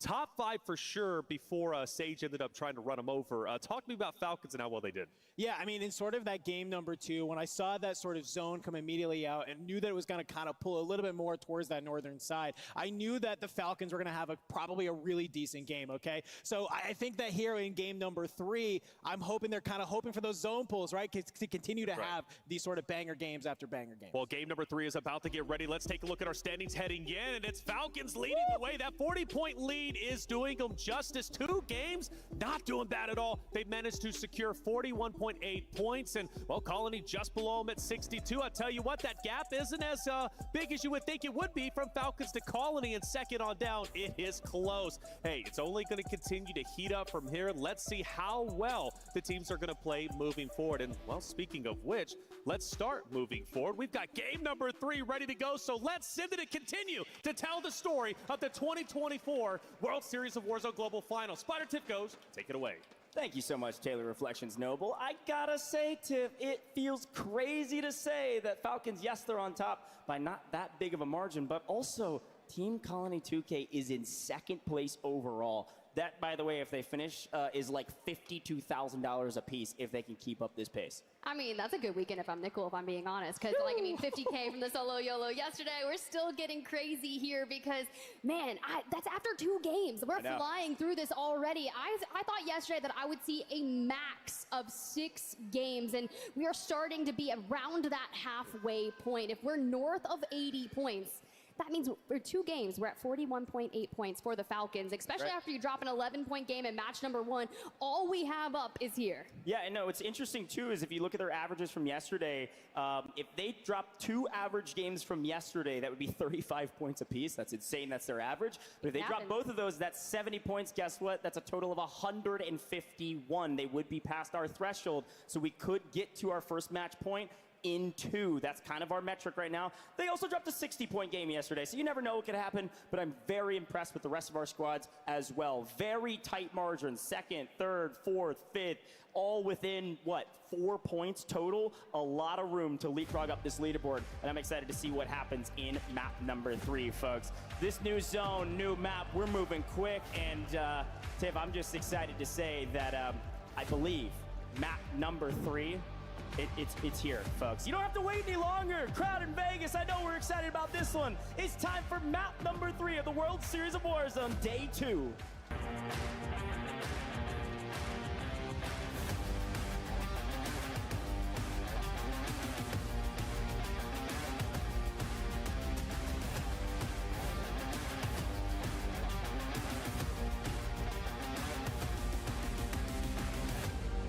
Well, we are potentially heading on to the north. As you see that plane line just above Kotovo blocks, we already see Omit EU electing to drop Kotovo instead of dragging it all the way out towards Manor.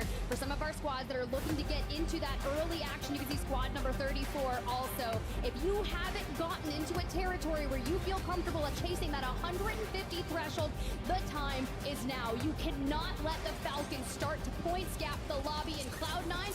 I do love a contest. Amit T, the fluffy aimers on the other side yet again. And again, this is what they've been doing every single map today. This is different from yesterday, and so a different team to contest, and it's kind of gone both ways for Cloud9. But Tiff, you made a fantastic point. When this circle is tending towards the northwest, you see Omit EU say, I'm not going Manor, instead I'm going Kotovo, which is quite literally as far northwest as you can go. So we're going to continue to watch and see if maybe Jace can clean up his kills. And right now it's looking like that's going to be the case. So a 2v3, Cloud9 in a bit of an advantageous position. Something else worth noting, by the way, from that quick map view, the plane line was actually bisecting the map west to east, but was west to east on the northern side of the map, which means anybody trying to stretch south had a long way to go. Something worth noting for a lot of those teams that prefer City. Okay, look, but this isn't a bad weapon to have, especially when we were seeing the initial pistol fight off the rip, but T does have a better weapon. They look to be disengaging, waiting to see, can they get out? Can we get Funzy back out of the gulag? For Cloud9, though, they're going to need as many eliminations as possible, but now that we've parted both ways, we can focus on the task at hand. And taking a look at our map and overhead views, you're seeing it looks like Community again getting into the mix. I will say Team Community did not go all the way to high rise. They could not stretch that far and instead elected to land near Stadium, which is right where CT Red is. So we'll keep our eyes out for that as we also head over here to condos and see the other teams in the area kind of near where Cloud9 is. This is that same contested fire station from before from some of the teams lower on the leaderboard. All right, reload, smokes are out. We're hip firing through it. Can we connect? Honestly, sometimes you just got to clear it on out if you can. You got the heartbeat sensor in the back pocket when the high ground is being chowed. Through the window we go, and SV is going to be able to drop him. Get the full, and look, I'm loving the early action that we're still seeing from our squad. They understand the frenzy that is the Falcons at the top of the leaderboard that pushes the pace of the entire lobby. And it looks like a couple trades here. So unfortunately, I think this squad is in trouble as they have been for most of the tournament. And it looks like that Super Evan squad is lurking in the area as per the usual to clean up the rest of these pieces, sweep them into a trash can, and then move on their way. And they need it as well, frankly. Not a great tournament thus far, but Super Evan makes quick work of SV and is going to be looking for the Italians. Now, I want to look over the top of Community. What we missed, what you did not see, is actually CT Red get mostly fully eliminated, and then Community gets split up by another push. And I believe that's actually from our Falcons MENA squad that was in the area as well as Team Valor, which is Strixie, Tabulator, and Johnny Bro. So a lot of teams on that kind of northern side of City got into the mix, shuffled things around, and Community is a little bit in a blender. Well, we go over to that FIFA kill squad, and well, they had a ton of eliminations after match number 1. They were the frag leaders, 13 in game number 1, but have seemed to taper it off in match 2. Hopefully can then find that form here today, but Lennon in the Gulag, and it seems to have won it out against Bubble CT to join back with FIFA and Jukies. Yeah, and this squad, again, has been on their back foot pretty much since they came together as a team. But even still, had an okay day yesterday. Ended up making it, I believe, into the top 20, just barely, and decent amount of points going their way. So if they can turn things around right now, it's kind of now or never at this point. Still plenty of game to be played as Clapper gets cleaned up yet again by FaZe Black. Military base looking like it's going to be FaZe Black's all to themselves. They've got edge of zone. They can hold a couple of these teams on the outskirts.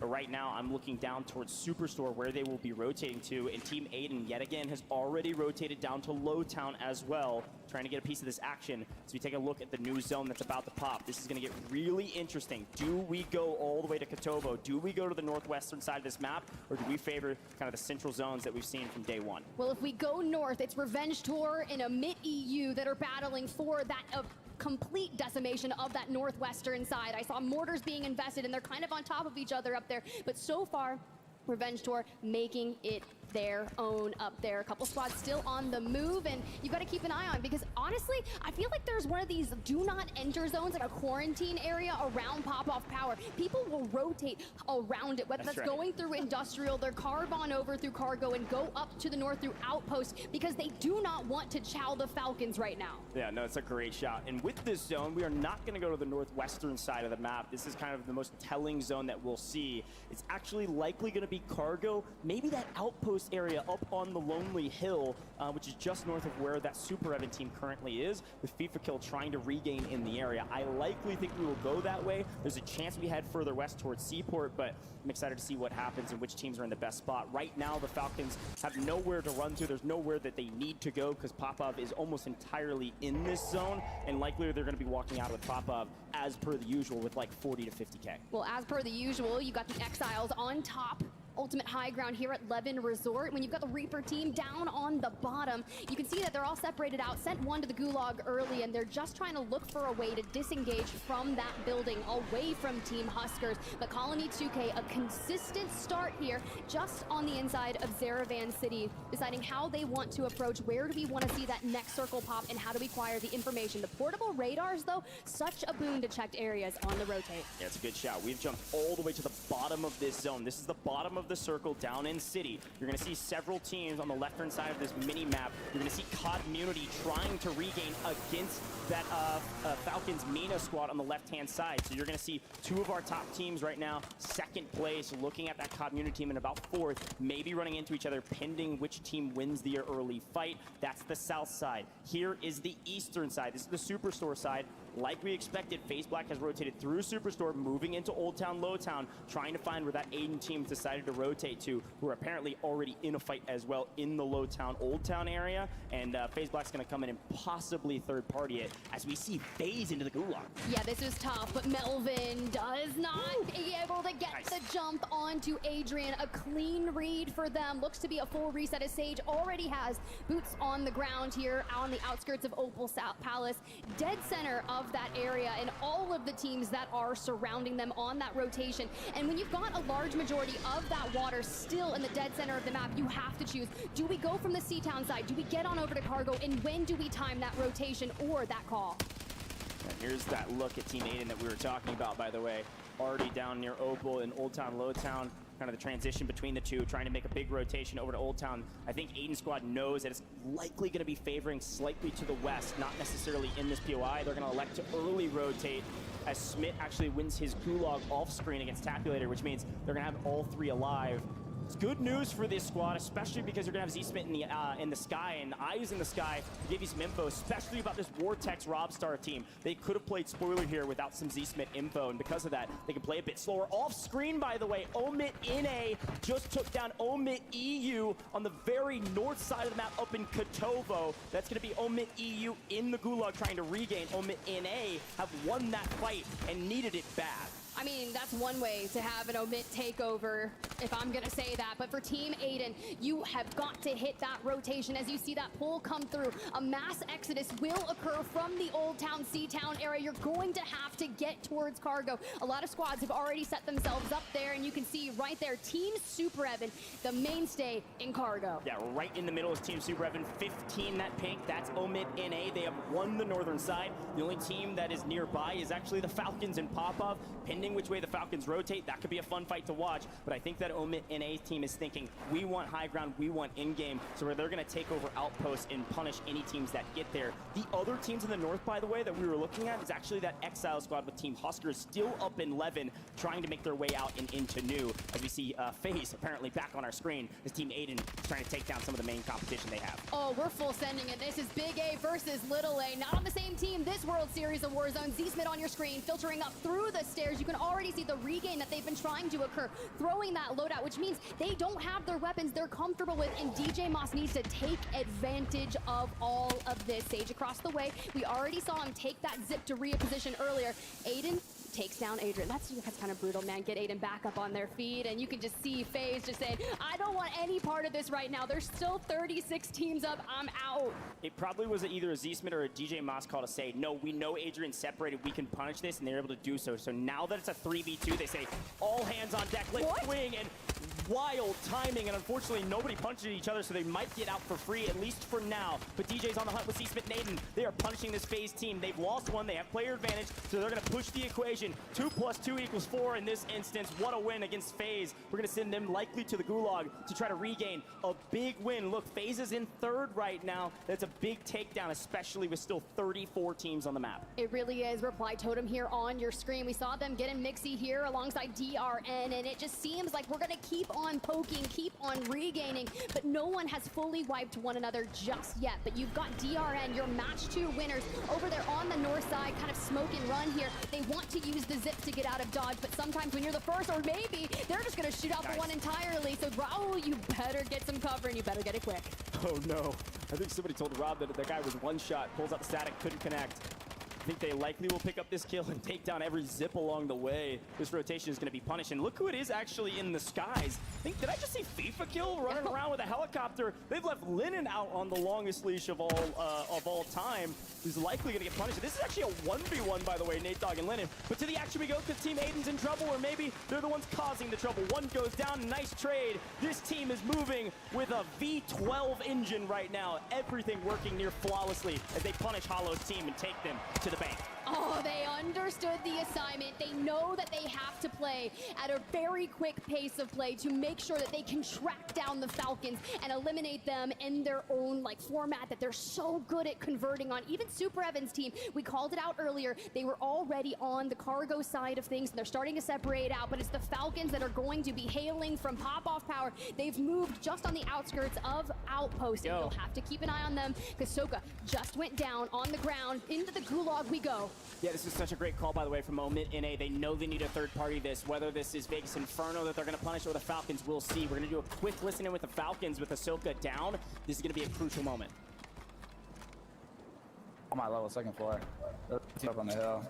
Yep.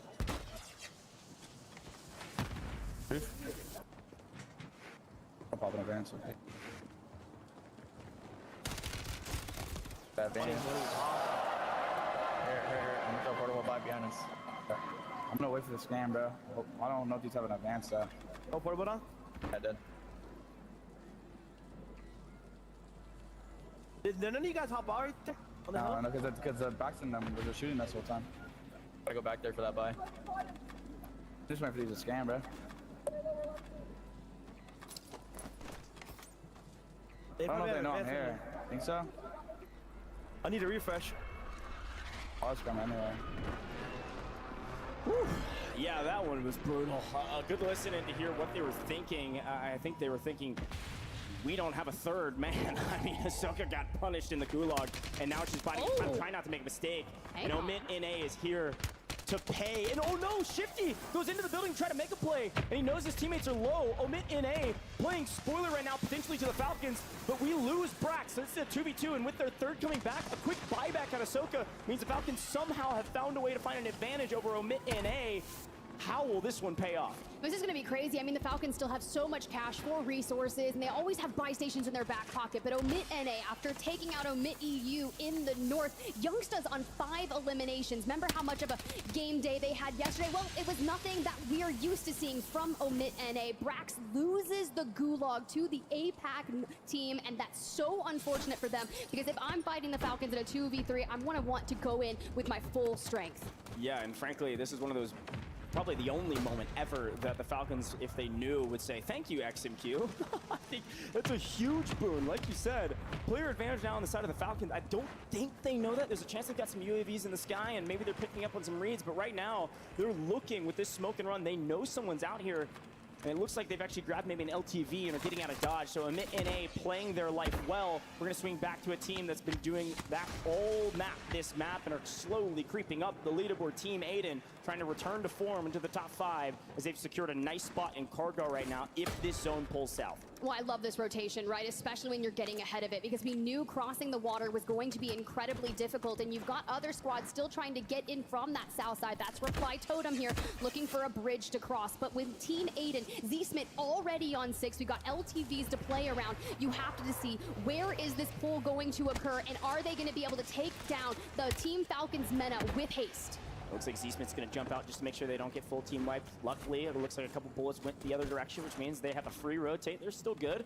Still here in condos. They really don't need to go anywhere right now. There's still 30 teams alive, by the way, as the Gulag's about to close in 5 seconds. And as such, this is going to be a race to the finish line for any semblance of a multiplier. You see the Falcons, Mena, like you said, trying to push the equation here. Couple little ticks with the thermite will at least give them the info that they're there. But right now, it's just a matter of who makes the first mistake and if a third party happens. These are one of those fights that you're going to look back on and say, could we have cleaned that up faster if they decide to push? You actually see Team Aiden push, and Team Panda says, yeah, I'm out on that, my man.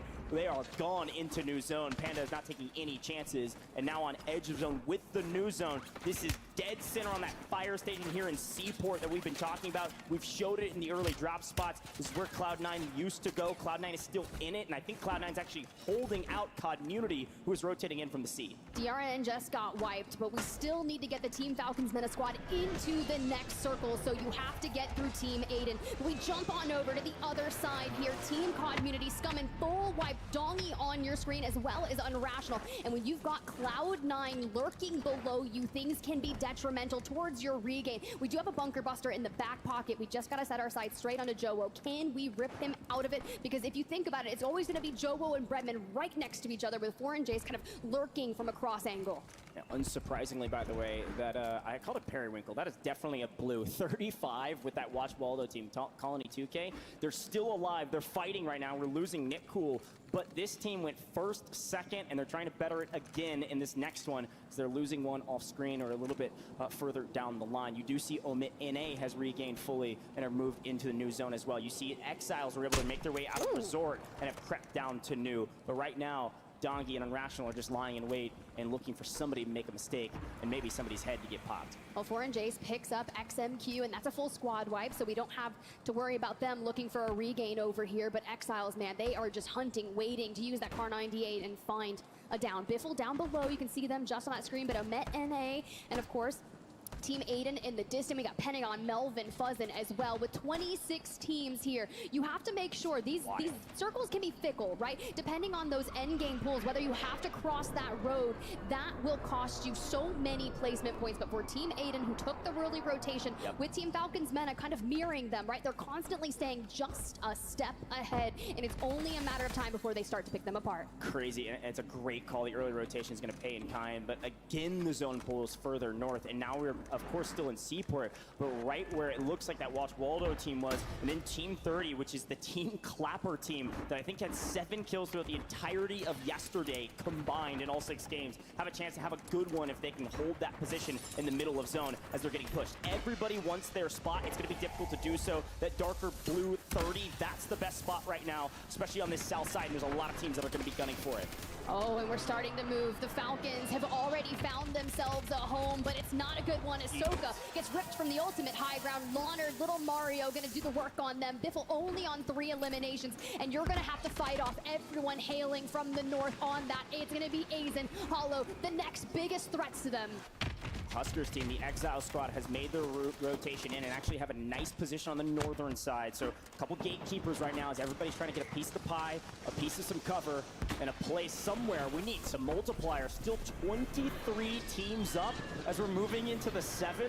This is unreal, nearly unprecedented on this side of the map. This reminds me of City, everybody playing slow. There is $1 million on the line, and off screen, it does look like our Watch Waldo, Colony 2K, Nick Cool squad finally eliminated their worst game of the day in 22nd.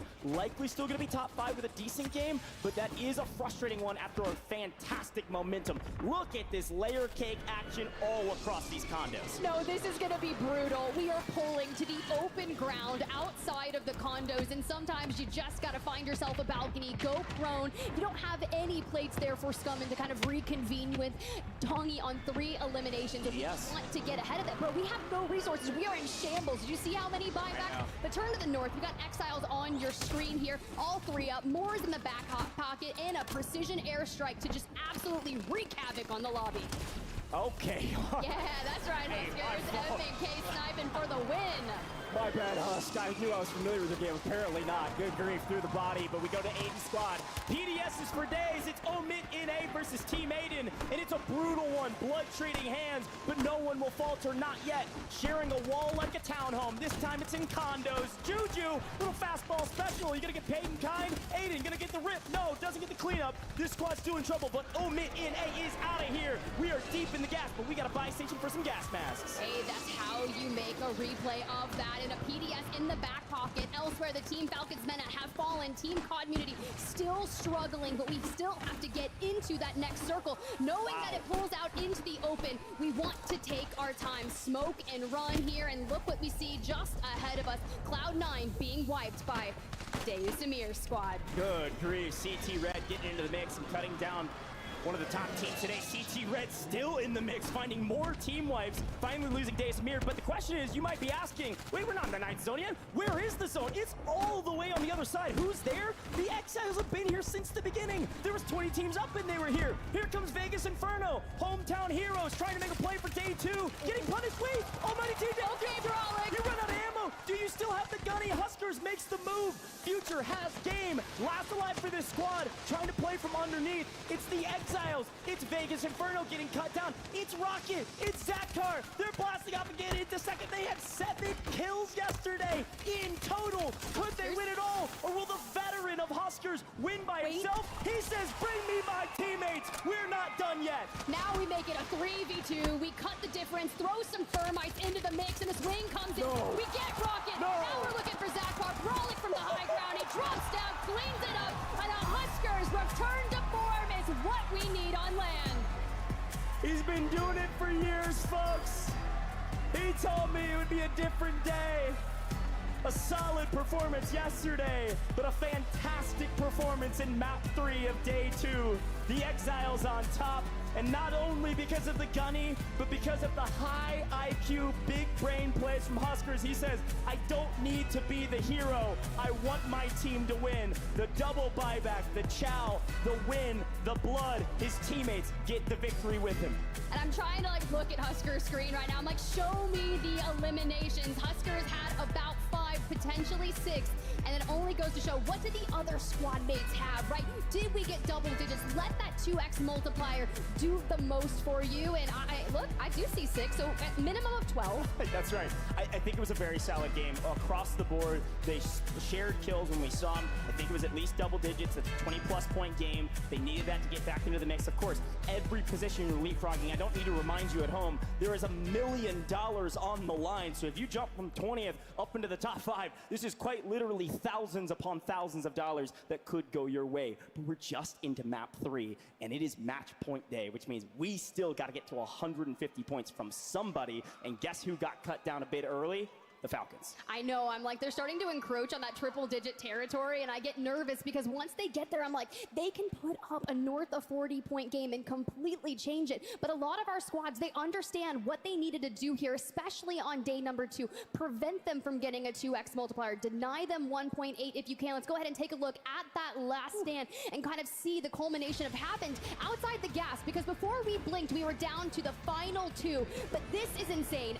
18 squads, different sides of condos, and Team Aiden fighting like hell to get out of here. Again, this is a fantastic game from Team Aiden, but I want to draw our attention to that Exile squad. They have the perfect zone pull. They get gifted it, but then they're able to reap it. Look at where New is. You can see where Team 7 in yellow are already in position, lying in wait. Vegas Inferno almost played spoiler, especially with Brolic running out of ammo, but Future also running out of ammo, had to relocate, replate, and wasn't able to get the better of his opponents. Brolic gets cut down here from Zakar. And again, what a monumental effort from Team Rocket, having an abysmal day yesterday to getting second in map 3. But Husker's getting the buyback here, Tiff. Huskers is able to get one. It's exactly what he needed for his teammates to come in, shoot him in the back, say, see you later. Jackal, Brolic, very well done. A holistic team effort, but on the back of a high IQ play from Huskers. That was sick. It was sick. All he had to do was put down so much damage to allow Brolic and Co to come back on in and finish the deal for them. I believe it was a 10 elimination win, so 20 points for the Exiles. And honestly, if you already show that you can convert those wins, because mind you, at the beginning of the map, they always lurk around that Levin resort, so a nice rotation is quite easy for them. But I hear we've got the man himself, Huskers, down with Miles. Let's hear from y'all. Thanks, Tiff. Huskers, how are you doing? Because I was nervous after that one, man. Feeling better after that win for sure. We had a rough first couple games, but hopefully this will be a huge momentum shift and we can keep carrying that forward. What was it like in the final moments there? Who made the play call? I mean, did you know it was all going to work out once the buy was in play? I think just both me and Jack were making great comms there, great calls at the very end to, go back to that little building because we saw we had the shift. And yeah, the last minute, I was so locked in, I didn't realize that there was like a portable buy there. But Jackal made that comm to get the double buyback, so I was able to buy enough time to get them both back. It was awesome, man. There was such a great reaction in the crowd when we saw those shoots coming in. It was like, oh my God, it felt like something out of a movie. Yeah. Well, congrats, man. Obviously, a big win helps out a lot. The regain is potentially there. You've still got a few more games to play. What changes from here? Just keeping that aggression up and just getting aggro on teams, not being afraid to fight a team, and playing confident is really the key. Love it, man. Well, good luck. Keep up the confidence. We'll see you on the other side. Desk, back to you. Huge wins coming out for Huskers and his crew of Exile. Hey, we talked about him at the start of the show, right? When we highlighted them yesterday, that redemption arc. He said it himself throughout the qualifiers during an interview. It feels nice to see him up on that podium with the first place finish. 10 eliminations, he walks away with 20. It's not the most, but it's a great start, and he said, hey, we need to keep up that aggression. Yesterday when we talked to him afterwards, Dandro covered it. It was more like, hey, we know day one wasn't the best, but we're coming into day two with some adjustments, and, well, clearly it's paying off. Shout out to them. That is a massive win, to say the least. But an early exit, though, for one of the rosters who's been performing very well from game 1 to game 2. That's Colony 2K. They were finished off in 22nd place. It's the worst of 3 games. I'm not sounding the alarms just yet, but Colony, they needed a good game 3, and they didn't get it. Yeah, no, it's unfortunate, but for this game too, for drop 3, it seems like a lot of those teams sped up. The teams 21st through 40th, like you see the Falcons, right? They started off 81.8 is the top, the first place spot, and Colony was in 62. So for those bottom half teams, you do see them speed up a little bit. Speeding up a little bit. This game definitely felt slower than the other two, but I feel there's intense moments. Aiden is a great example of that. Gio, Aiden was flying and frying, and the big thing is all their fights they took were super clean. Yeah, I was thinking the same thing. I mean, we've seen that in all of the games that they've played so far today, where it's just felt like, even yesterday, to be quite honest with you, like everything that they've done has just looked very intentional, very calculated, and yeah, I wouldn't be surprised to continue to see them performing really well in the coming games. Without a doubt, I would love to see them continue to rise up the ranks. Yesterday, they were absolutely lights out. This today, kind of slow starts, but they're starting to pick it up. Hisoka dropping off a little bit earlier, Aiden coming back into the mix. This is where I started to really feel what Aiden was about. This is the Aiden that I know. Pushing fights, getting aggressive, getting the buybacks, and while just getting mixy. These are the final moments. I think we'll walk you through it. Well, the thing is about this play that happens here at the end, I have to tip my hat to that man, Huskers, because the buy that he pulls off here, he's genius about it. What he decides to do is tuck himself in behind the fence line, which gives him enough time to get the teammates back in, because you see Team Rocket, they explode out when they hear that buy go off, and they're thinking, oh, we can capitalize on this, not just drag Huskers down, but his two teammates out the sky. Because he spends so long tucked into that fence line, they don't get that opportunity and they get overwhelmed. Huge win coming out for them, and shout out to Team Exiled taking the win. Huskers looking confident on stage, cool, calm, and collected again, trying to rise back up to the top of the ranks. He's already won World Series of Warzone in 2021. He's looking to do the same here. Huskers, Brolic, and Jackal. I can't wait to see where they stand on the standings, where they end up landing. Great game number 3. I think, honestly, we're going to get around 8 games or so today, maybe even 10 at the rate that we're going at. And wasn't it? Didn't you have a $50 bet on that? hey, I might have, depending. I have to talk to Goj and see what's going on with that one. Gio, when we talk about certain players being targeted, there might be a real reason why that's happening. Do you think over the 3 games you notice any players maybe having a target on their back? Honestly, the player who I've really noticed kind of had this struggle seems to be Hisoka. And it's definitely not a case that I think Hisoka's playing badly. That's not what I'm saying. It's that I think that we're seeing all the other players are like, hey, we should get that guy. You know, he finished the day yesterday being the player with the highest number of eliminations. In that last game, he only got 2. Now, look, that happens, but we saw him get eliminated in the Gulag, and then we saw him get downed in circle number 6. And these are like relatively early moments in the game for these teams to be having these struggles. And even when we had the listen-in today, you know, after what happened in the Gulag, it just seemed quiet. It was very subdued. Now, this is a team that usually has quite clean comms. They're not usually talking all over each other, but there's a difference between being clean and being, like, down. Yeah, no, I absolutely love this point that you're bringing up, because that's exactly what we heard, right? You lose Hisoka, that is your IGL, that is the person that you are constantly referring to and listening to and hoping is going to guide you where you want to go. We talk quite often about how Biffle shifted. They like to just switch off. They want L1R1 sometimes, and you lose your main man. That is a very difficult thing to do. The thing is as well that with Hisoka, obviously we're not going to ring too many alarm bells. Not yet. The Falcon. They're still in the league. However, what I think a couple of teams are recognizing is Soka being that IGL, that anchor who's off and off to one side. If you can pick him off, if you can find him and isolate him, typically he's a little bit by himself, and that means you've got an opportunity there to split that team.